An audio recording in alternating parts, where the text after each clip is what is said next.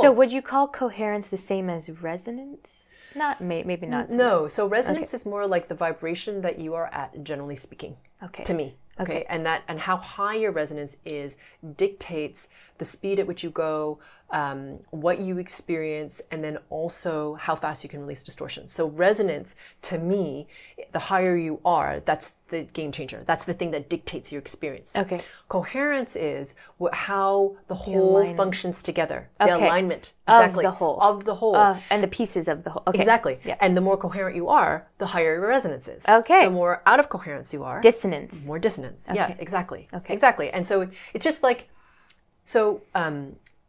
it's kind of like if you can imagine, and we'll talk about this a little bit more in a different episode, but if you can imagine the expression of a human being on a scale.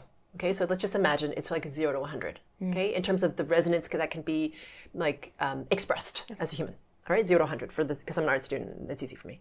So just imagine that the frequency bandwidth that you are is a bandwidth. So meaning everyone thinks of themselves as static, like I am this resonance, 18 or whatever. Yeah. But actually you're a bandwidth. So it's going to be between 10 and 20.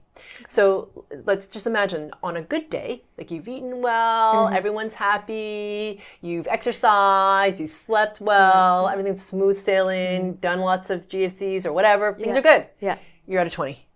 On the days that you're like, oh my God, didn't sleep last night. It's now the second night I didn't sleep because the baby's crying or my tummy's upset or whatever it is. My partner's something, work is it's whatever.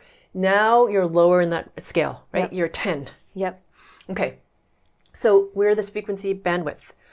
How you are, like where you are in that bandwidth really depends on how coherent you are.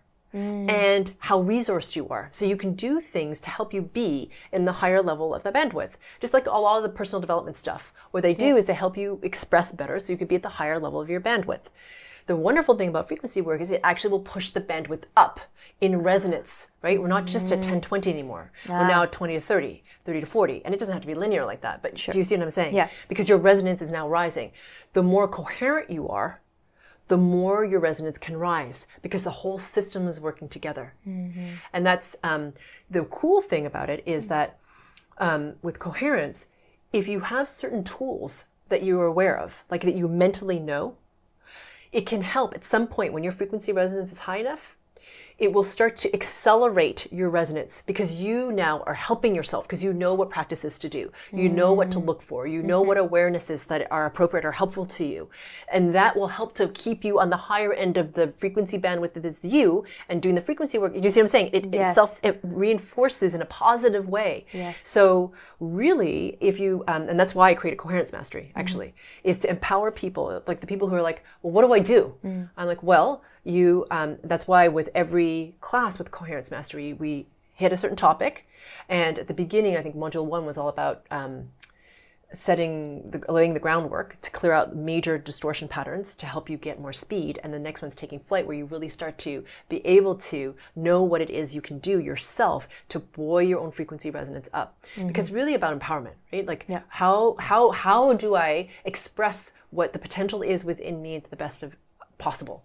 And that is coherence. Yes. To some degree. It's kind of like if you imagine like having a piano with the top, like with the strings exposed, that's been in someone's backyard under a pine tree, okay, for a long time, and the resin's been dripping on the strings. It doesn't matter who sits at that piano because the strings are all gunked up with resin. No sound's going to come out of it, right? So what you do to make the sound, if you want to make sound come on the piano, is you can strip the resin off. That's kind of like clearing your distortion patterns, right? Coherence is when it's not in tune, right? The piano's not in tune. So you hear sound from it. There are notes, it plays, but it doesn't sound beautiful together. Tuning the piano is coherence, right? So that's how like frequency work or clearing the distortion patterns and coherence work together.